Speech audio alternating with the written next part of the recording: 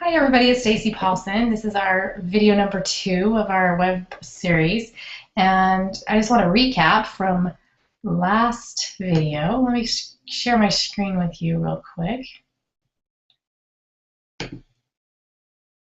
so that you can see this. That might look a little weird. Let's try this again.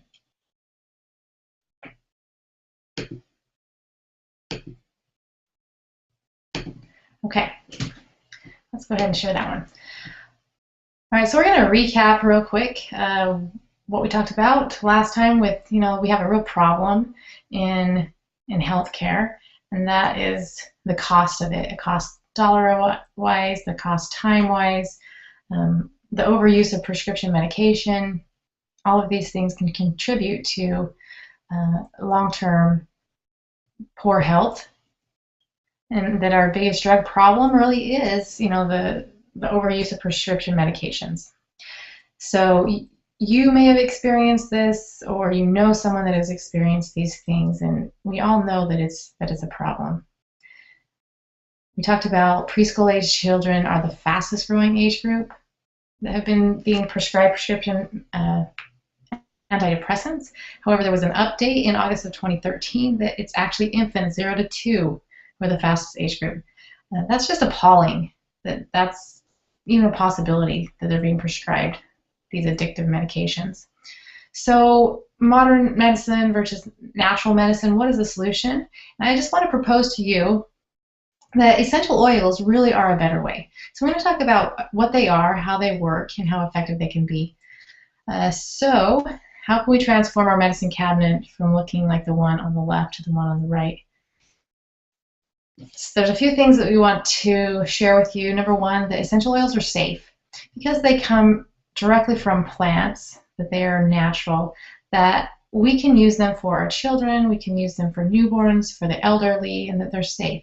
And they're really the most effective and efficient way to use plants as medicine is using them as essential oils. So if you take a look there, that's a peppermint leaf, and you see the little white oil sacs contained there.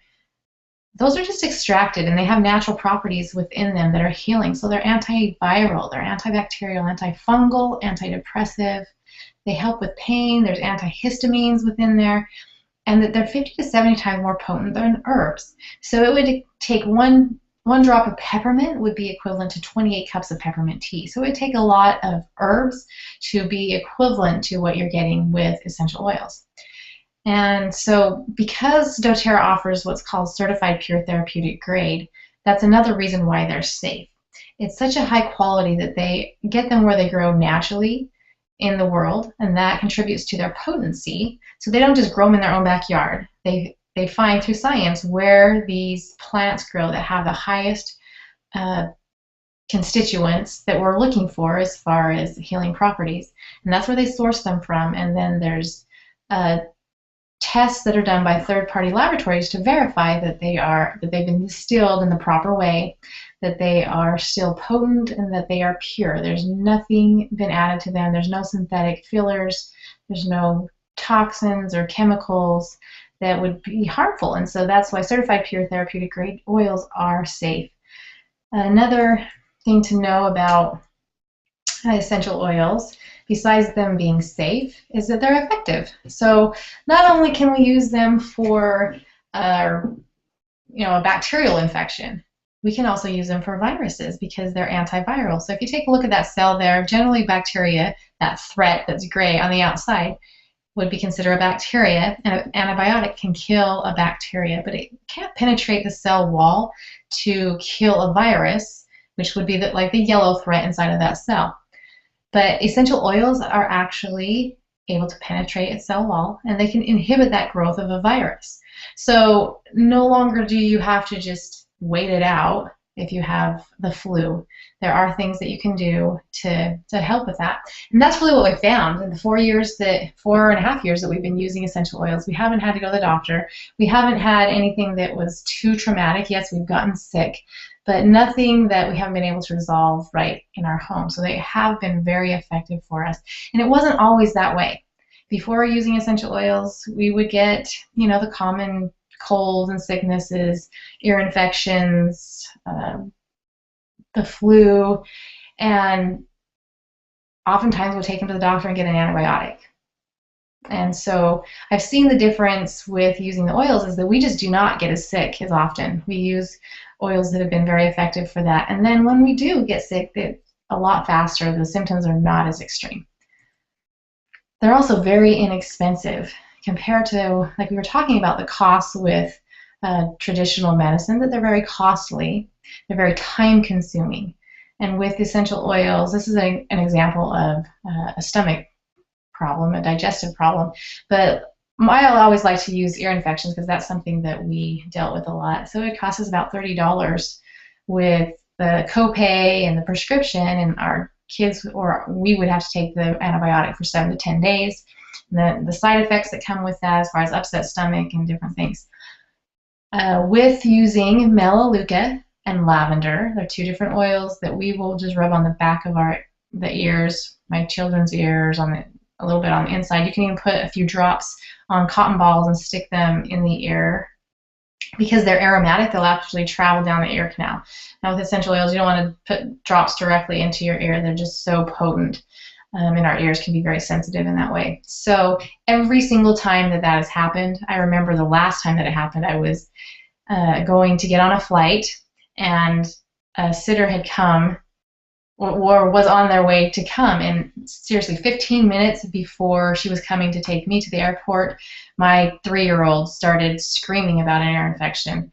And if I didn't have essential oils in my home, it would have been a completely different experience, but I just pulled out the oils, I mixed them together.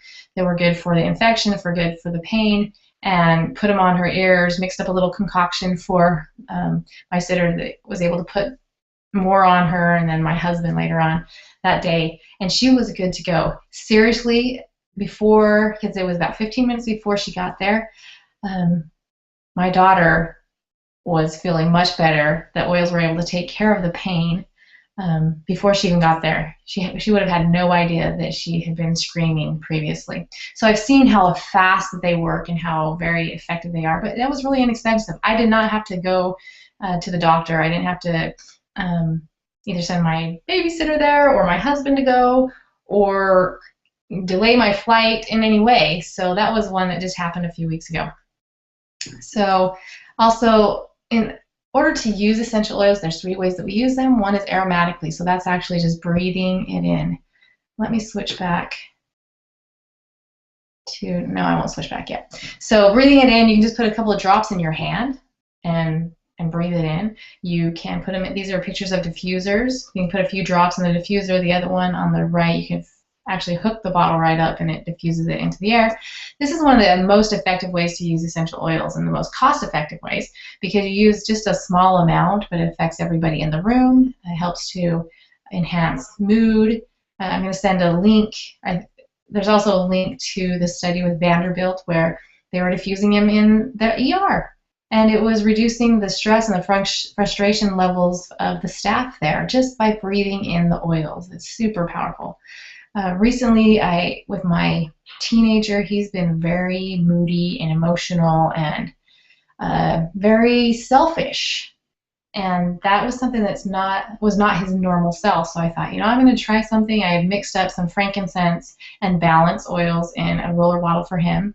And then I put a diffuser in his room that always has Citrus Bliss, which is a mood-enhancing oil.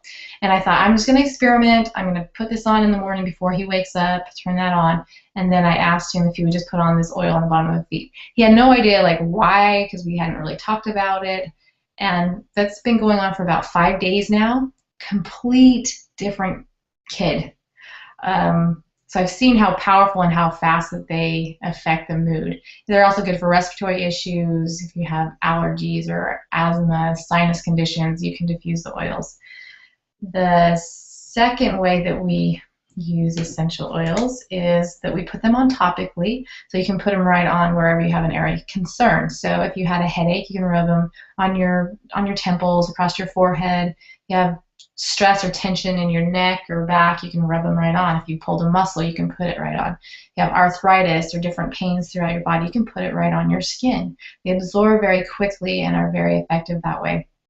One thing to know is that the bottom of the feet is a really good place to put them. Because you have large pores, the oils absorb very quickly in the bottom of your feet. So that's where I put them generally on children as their feet. Then I'll put socks over. I do that if I don't particularly like the smell of that oil. I'll put it on the bottom of my feet. And then also be aware if you put things on topically on your body, there are a few oils that are a little spicy or uncomfortable on your skin. And if you ever experience something that's not comfortable on your skin, you dilute it with another oil. So if you had olive oil or fractionated coconut oil or even olive or just regular coconut oil, if you have like a lotion base, those are the things you would dilute it with. And it's not going to harm you, it's just a little uncomfortable by using the other oil to dilute it. It takes away that discomfort. And it goes away on its own anyway in a couple of minutes if you experience that. I had experience with oregano because it's really good for it. It's like a natural antibiotic. And my daughter had something going on with her throat. It was really sore, and so I had diluted some oregano and put it on her neck. And then she started complaining, like, it's really hot, Mom. And so I just used some more fractionated coconut oil and put it on. It took it right away. But that was my first experience I remember with that intense feeling on the skin. So topically, the third way that we use them is internally. Because these are certified pure therapeutic grade oils, you can use them internally. Most other oils are labeled not for internal use, and so you need to be aware of that just because of the quality of the oil. It's not to take internally. But something I want you to be aware of also is that an oil that is put on is the same as putting it in your body, is taking it in internally or breathing it in. So I'm not a big fan of low quality oils just because they could potentially not be good for you. And the reason why you're using them is for being good for you. So it's kind of counter what you're trying to accomplish. So make sure you're using good quality oils, and that's really why I chose doTERRA. So you can put them in the capsule. You see a veggie cap, you can create your own little pill if you don't want to take it, like taste it. You can put them in some drops in water and just swallow it. Also, doTERRA has created some different soft gels. So like there's Slim and Sassy, you can take it in a capsule. There's one called Tri-Ease, which is really good for allergies. It's a mix of lemon, lavender, and peppermint. There's Digest Zen, which is great for digestive issues. And then On Guard Plus, we call it the Flu Bomb. It's the pill. My son right now, he just woke up with a fever and not feeling so well, and so that's what we've been giving him is the On Guard Plus. So they made it really convenient, but there's just the straight oils too that you can use. So it's super easy to become an expert.